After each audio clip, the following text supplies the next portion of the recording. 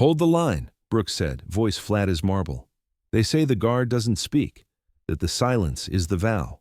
But out here, under a cold Virginia morning where breath ghosts off white stone, silence is a blade you choose to sheath or draw. If this kind of true story drama grips you, subscribe now. Join us as we walk the plaza where duty is measured in steps, not speeches. Mist lapped at the tomb like low tide. Boots struck stone with that metronome click only the old guard can make.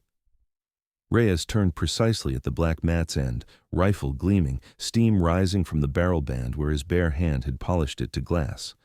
The crowd kept its respectful distance, the rough velvet rope a quiet red seam against the white. 6 inches to the left on that heel mark, MSG Wallace murmured near Brooks' shoulder. He's close, but not perfect.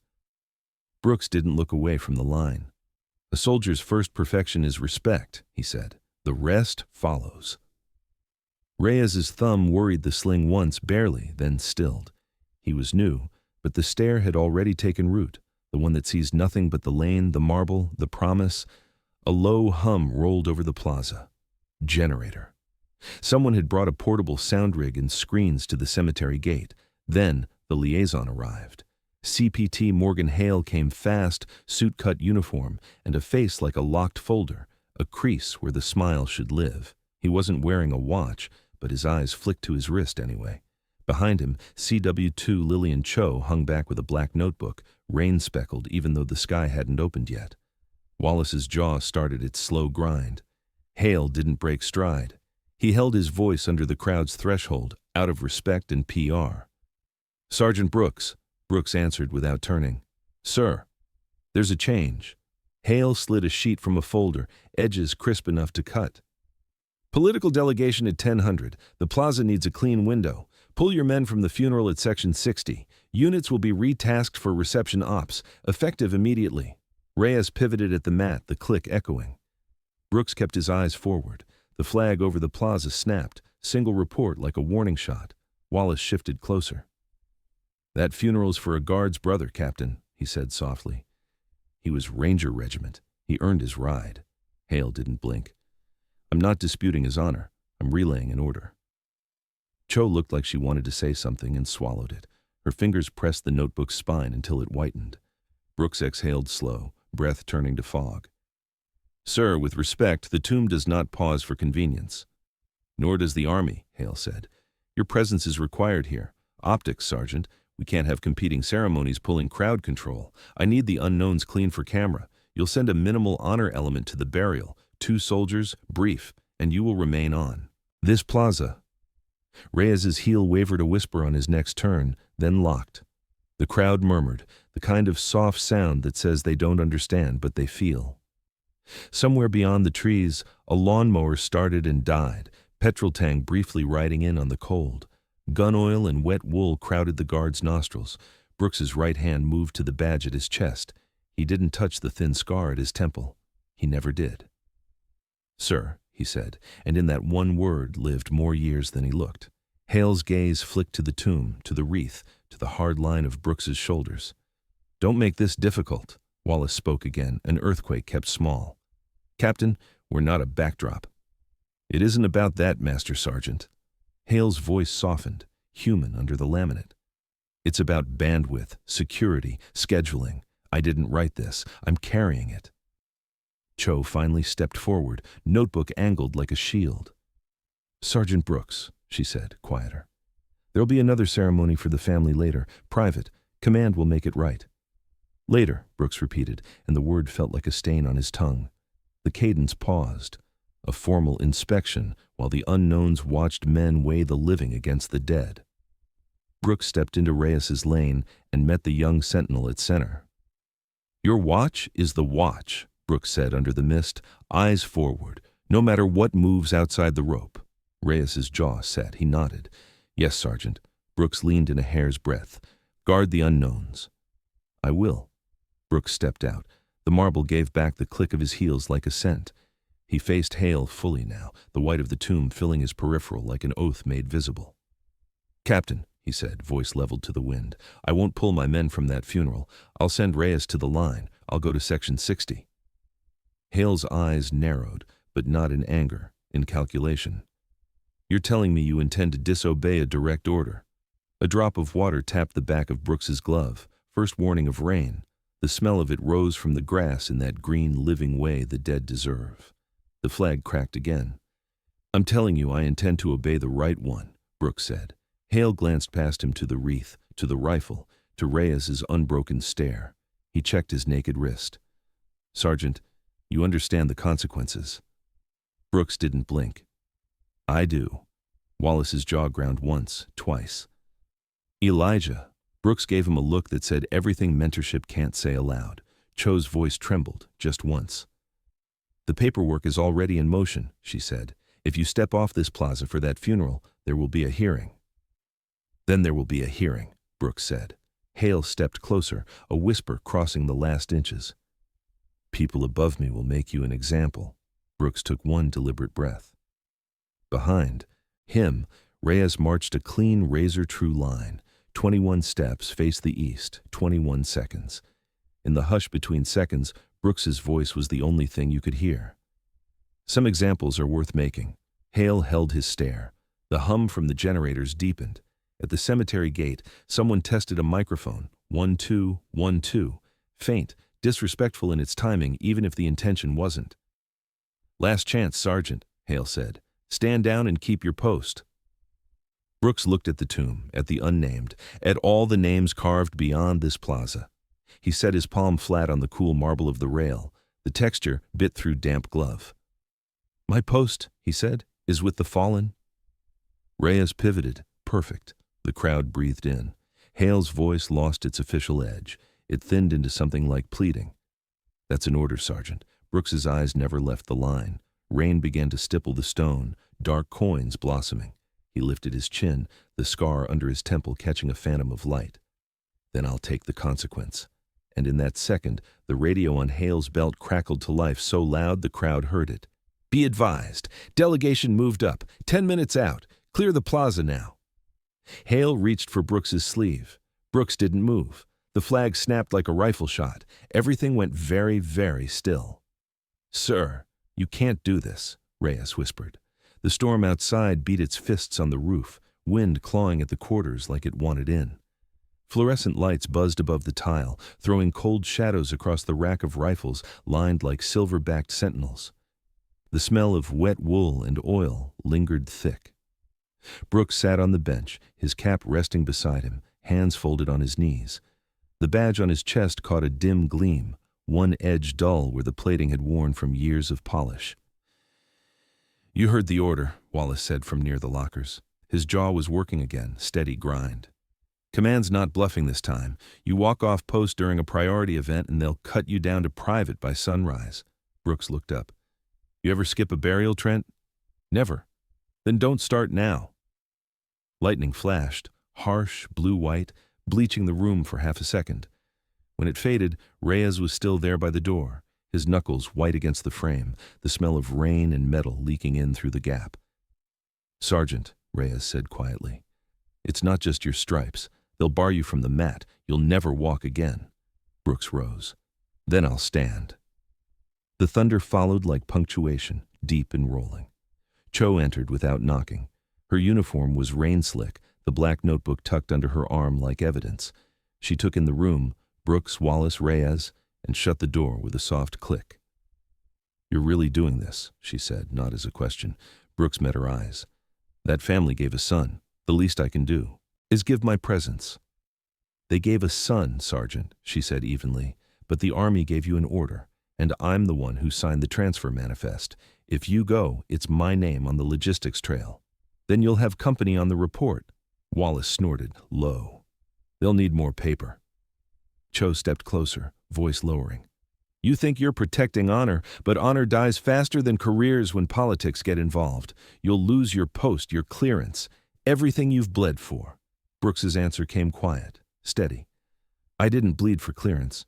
Reyes took a half step forward, the storm's reflection caught in his anxious eyes. Sergeant, if you go, what do I do? Who takes the line? Brooks reached to his badge. The metal clicked as he unpinned it.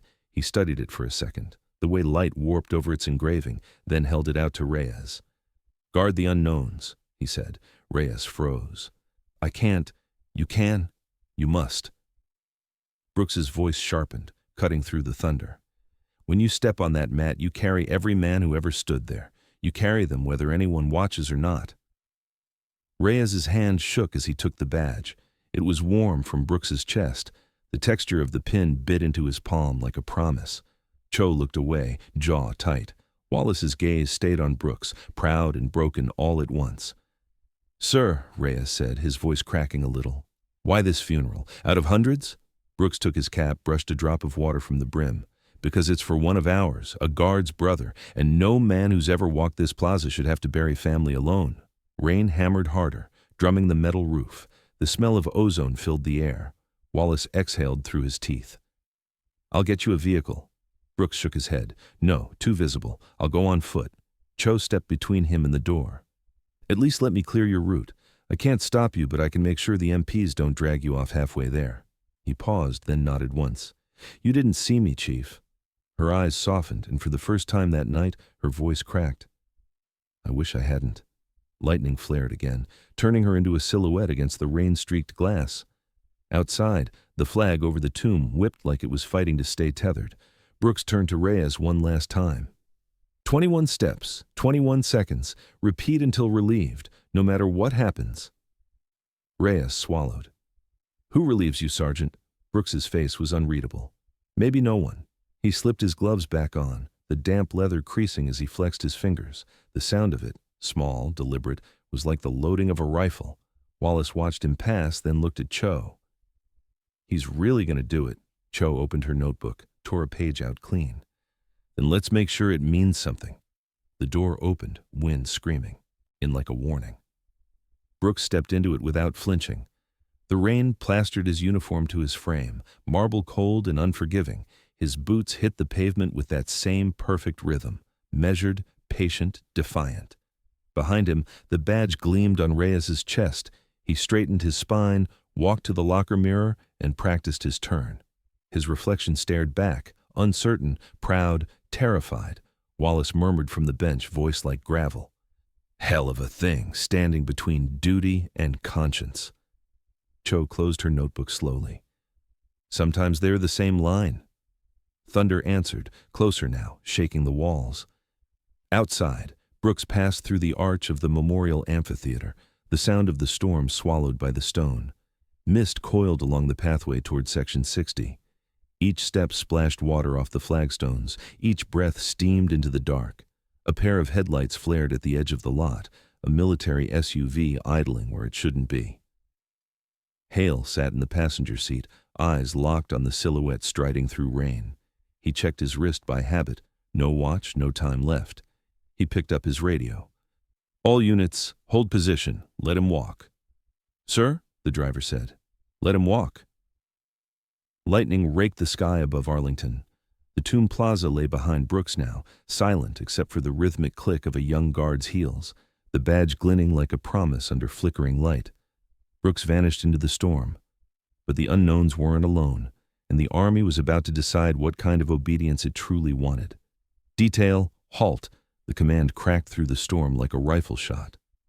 Arlington's Section 60 lay ahead, a field of white stones bowed under the downpour. The earth was slick, the grass flattened by rain and grief. A small cluster of mourners huddled under black umbrellas. The honor detail, a stripped-down trio, stood uneasy, uniforms soaked through. Brooks emerged from the curtain of rain, cap pulled low, jacket plastered to his frame. His gloves dripped onto the marble path as he walked toward the burial line. Every step sank a fraction deeper into the mud, but his posture never broke. Thunder rolled slow, like the world clearing its throat. At the casket, the flag gleamed wet and heavy, its stars almost black under the weight of the storm. A young widow held her child close, both faces hidden under the same umbrella. A chaplain tried to shout over the rain, his words shredded by the wind. Brooks stopped 10 paces away. He didn't speak. He just raised his hand in salute, perfect form, palm angled, eyes locked on the casket. For a second, no one moved. Then, one of the honor guards noticed him. His own salute faltered, unsure whether to mirror the man who shouldn't be there. The widow turned, recognition flickering through the gray. She knew the badge, the bearing. She nodded once, small, grateful. From behind, Brooks came the crunch of boots, measured, deliberate. "Hail." The captain's voice cut through the rain. "Sergeant Brooks." Brooks didn't lower his salute. "Sergeant, you are out of post and out of line. You are under direct permission to finish this salute, sir," Brooks said quietly. Lightning answered before Hale could. The sky burned white, throwing both men into silhouette, officer and sentinel, storm and stillness. Wallace stood near the path's edge, rain sheeting down his face, his fists clenched so tight his knuckles showed white. Hale took a step forward, his voice lower now, almost drowned by the storm. "You can't keep doing this, you're making a spectacle." Brooks lowered his arm slowly, water running off the brim of his cap. "No spectacle, sir, just respect." "Respect doesn't excuse insubordination." Brooks turned, the rain stinging his face. "And rank doesn't excuse forgetting what that flag means." The chaplain's final words carried faintly, "Into your hands, we commend his spirit." Hale's jaw worked. "You think you're saving honor, Sergeant. You're undermining command." "I'm standing for a soldier." Brooks's tone was level, unshakable. "Command can stand for itself." A 21-gun salute cracked in the distance, echoing over the cemetery. Each shot folded into thunder until it was impossible to tell which sound was man-made and which was heaven answering. The mourners began to disperse. The widow paused long enough to place her hand on the casket one last time, then turned to Brooks and mouthed, "Thank you." Hale looked away. For a moment something broke across his face, something almost like shame. Then the radio at his shoulder sputtered. "Captain Hale, confirm visual. Subject Brooks located, over." He pressed the mic but didn't answer. Brooks took one last step closer to the grave. The mud sucked at his boots, trying to pull him down. He crouched, pressed his palm into the wet grass, and whispered a few words too low to hear. When he rose, Hale was waiting. "You know what happens next?" Brooks nodded. "Yes, sir." "Then make this easy. Come with me." "Easy isn't the point." Hale exhaled through his nose, eyes narrowing. "You're forcing my hand." Brooks looked past him, toward the tomb's distant white shimmer in the fog. "You didn't bring me here to salute marble, Captain. You brought me to protect meaning. I'm just finishing the mission." For the first time, Hale hesitated. The rain softened, becoming mist.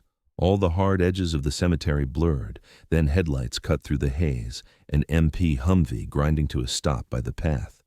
2 military police stepped out, ponchos flapping like wings. Wallace moved fast, stepping between them and Brooks. "You lay hands on that man. You lay hands on every soldier who's ever stood the line." The senior MP hesitated, caught between orders and instinct.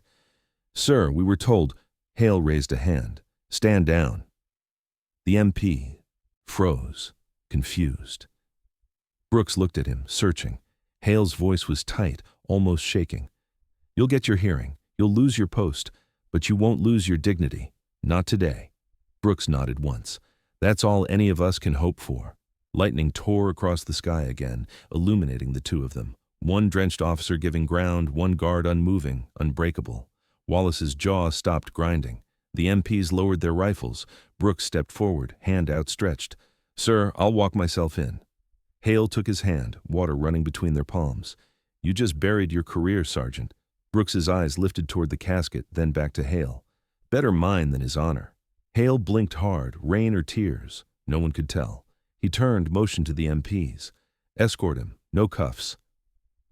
As Brooks walked up the path, Wallace fell in beside him without a word. The storm had spent itself, leaving only the quiet drip of rain from the trees and the low groan of thunder retreating north. From the plaza, faint but steady, came the rhythmic click of a rifle turn. Reyes, still walking the line, still holding the post. Cho watched from beneath the memorial archway, notebook clutched to her chest, raindrops spattering the ink. She didn't write. She just watched him pass into the gray and whispered, "Some orders shouldn't be obeyed." And as the camera rose above the cemetery, the 2 columns of headstones stretched toward infinity, one line of white marking those who followed orders, and one dark figure walking among them, proving that sometimes defiance is devotion.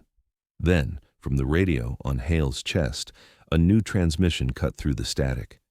Captain, the footage of the salute just hit the news. He froze. The storm hadn't ended after all. It was only changing form. Name, rank, and duty station for the record.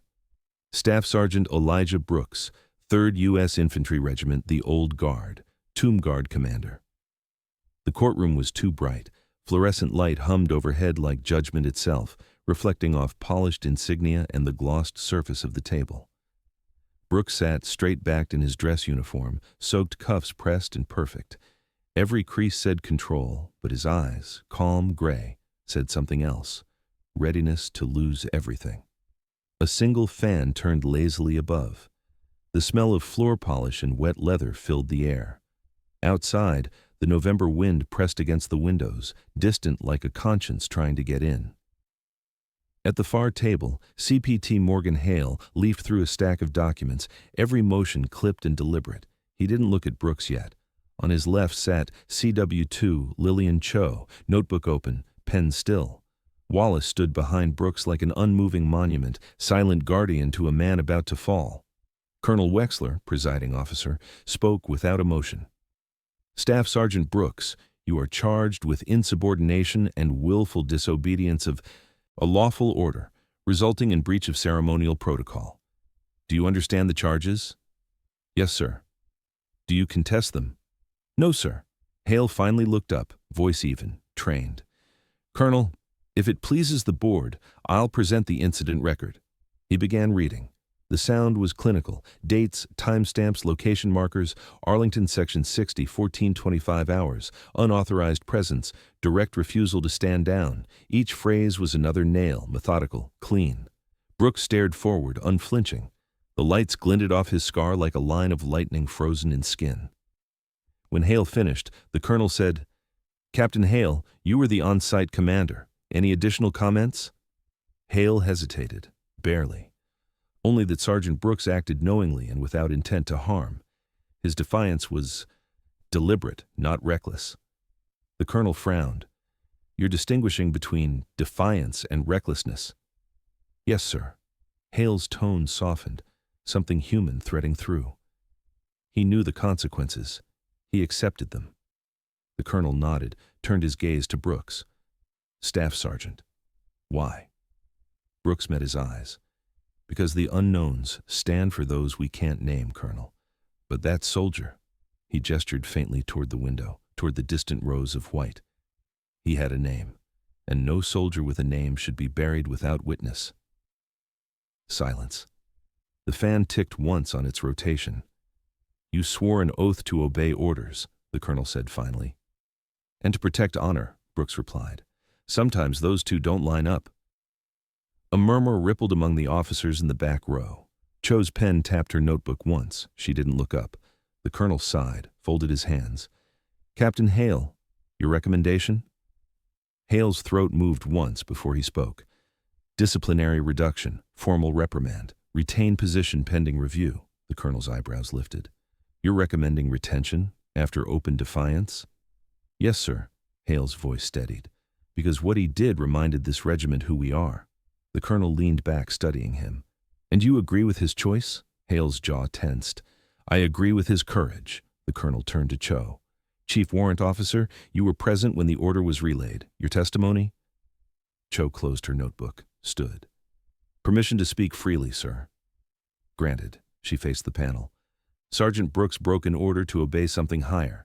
That funeral wasn't about politics. It was about promise. Every guard who walks the mat promises the dead. We will not forget you. He kept that promise. The order was legal. His choice was moral. The colonel studied her for a long moment. Do you believe moral disobedience has a place in uniform? Cho's voice didn't shake. Only when it keeps the uniform worth wearing. The room went still. The hum of the lights seemed louder, oppressive. Hale looked down, the corners of his paper softening under his grip. The colonel stood, pacing once. You understand what precedent this sets? If we forgive him, we invite interpretation of every order. Brooks answered softly. If we condemn him, we invite forgetting why we serve. Wexler stopped. For a long time, no one spoke. Outside, a bugle's faint notes carried through the glass, Distant taps, bending the silence into something reverent. Finally, the colonel spoke again. "Captain Hale, the written record, please." Hale reached into his folder, withdrew the report, the one already signed, ready for transfer, ready to end a career. He looked at Brooks, then at Cho, then down at the paper. He exhaled. No. He tore it clean in half. The sound was sharp, final, echoing like a snapped salute. The colonel's eyes widened. "Captain?" "With respect, sir," Hale said, voice trembling now. "Some things don't belong on paper." Brooks didn't move. Wallace's jaw unclenched for the first time in hours. Cho let her pen fall. The colonel stared at the shreds on the table. Then he sat slowly, folding his hands again. "Very well. No record. Informal reprimand. Dismissed from hearing." He paused. "But God help you if you ever make me do that again." Brooks stood. "Understood, sir." He saluted. Perfect angle, perfect bearing. The colonel returned it. As Brooks turned to leave, Hale said quietly, "You're still off the line until further notice." Brooks nodded. "Understood." Hale hesitated. "You think you won?" Brooks looked over his shoulder. "No, sir. I think we remembered." They held each other's stare. Soldier and officer, both changed. When Brooks stepped into the hallway, the light softened. Cho caught up, handing him a small envelope. "From Section 60, she said. He opened it. Inside, a single photo. Him standing in the rain, saluting the casket. The widow and her child framed behind him. A note written in faint ink at the bottom. "Thank you for not letting the rain be the only witness." Brooks's jaw tightened. "Who took this?" Cho's gaze flicked to Hale through the open door. "Maybe someone who finally looked at his watch." Brooks smiled faintly for the first time. The hallway smelled of old marble and new rain. He tucked the photo into his breast pocket and walked toward the exit. Behind him, Hale stood alone in the bright room, staring at the torn report. His reflection in the glass looked older. He whispered to no one, "Duty without conscience isn't duty at all." Then, from the corridor, came the faint sound of boots, Reyes's heels striking tile in perfect rhythm, practicing for the line. And Hale realized the march hadn't ended. It was only waiting for dawn.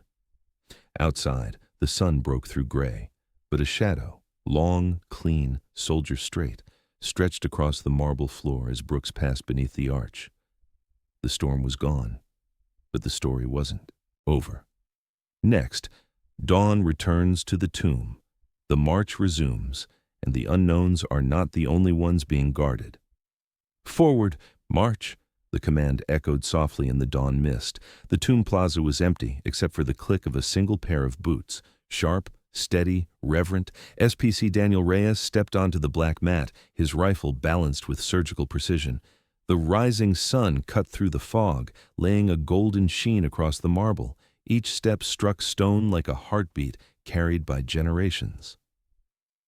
Behind the rope line, invisible to the crowd still gathering at the gates, SSG Elijah Brooks stood in the shadows beneath the marble colonnade. His uniform was plain now, no medals, no ceremony, but the bearing hadn't left him. Hands clasped behind his back, he watched the new guard take the lane. If stories like this move you, honor them, subscribe, and stand with those who never stop walking. Reyes turned. 21 steps, face east, 21 seconds, face north. His motion was flawless, no hesitation, no error. The silence was sacred again. The storm, the hearing, the punishment, all of it had become memory, folded neatly into the rhythm of duty.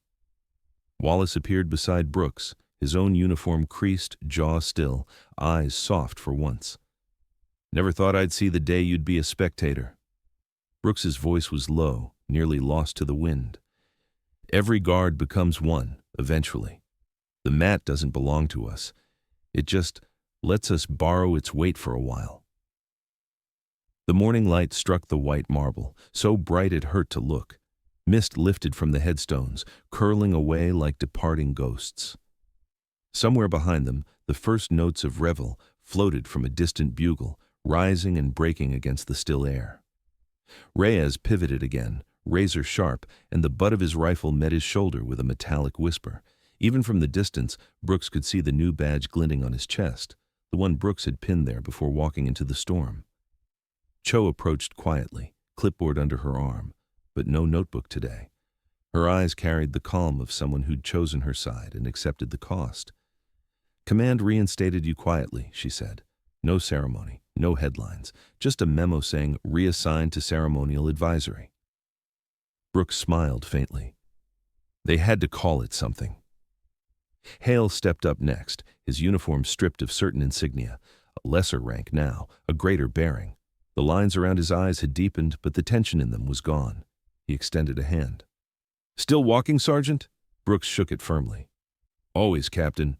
He caught himself glancing at the missing bars. "Morgan," Hale nodded once. "You were right. Some examples are worth making." Reyes halted, rifle glinting in sunlight. The silence that followed was so absolute, it felt alive. The crowd at the far end of the plaza had gone completely still. Even the flags overhead barely moved. Brooks stepped forward, closer to the rope. The marble's chill rose through his boots. Reyes turned again, perfectly, and his voice carried, low but firm. "Post and orders remain as directed. I will not abandon my post until properly relieved." The echo rolled off the stone, deep and resonant. For Brooks, it felt like hearing history answer itself. He murmured, "That's the sound of a promise keeping itself." Cho folded her hands, gaze fixed on the young guard. "He learned from the right teacher." Wallace chuckled once quietly. "We all did." Then Brooks stepped closer to the rope, close enough for Reyes to see him from the corner of his eye. The young sentinel's movements didn't falter, but his chin lifted half an inch higher. Brooks raised his hand in salute, silent, steady. Reyes completed his turn, came to a stop, and returned the salute crisply, his rifle gleaming like liquid fire in the sunrise. The world beyond the rope dissolved. For that moment, it was only the two of them, the teacher and the guard, the past and the promise. Brooks dropped his arm first. "Never skip the fallen," he said softly. Reyes's voice was a whisper the world could still hear. "Never, Sergeant." From the far edge of the plaza, Hale and Cho stepped forward and joined Brooks. Without a word, they saluted too. Their missing insignia caught the light like invisible medals. The three silhouettes stood in golden mist, one stripped of rank, one burdened by choice, one carrying both memory and hope. The tomb stood before them, eternal, unmoving. The crowd finally began to clap, hesitant at first, then swelling, not in applause but in reverence. They didn't know the story. They just felt it. The flag stirred above, a slow ripple through the dawn air. Reyes resumed his march. The clicks of his heels fell in perfect cadence with the rising wind. Brooks turned to leave, his boots echoing against the stone. Wallace followed. Cho lingered a moment longer, then whispered to the tomb itself. "He didn't break the rules. He reminded us why they exist." As Brooks reached the steps, he looked back once. The sun was climbing higher, washing the marble in fire. Three shadows stretched long across the plaza, their lines converging on the unknowns, as if every path of conscience ended there. And for the first time in months, the air around the tomb felt lighter. Because honor had survived the order, because obedience had remembered its soul, because one guard refused to let silence mean surrender. The camera pulled wide, mist clearing, flag waving, the lone figure still walking his line, and the voice that closes all marches rose in quiet finality. Some footsteps fade, others echo forever. Subscribe, because some stories should never be forgotten.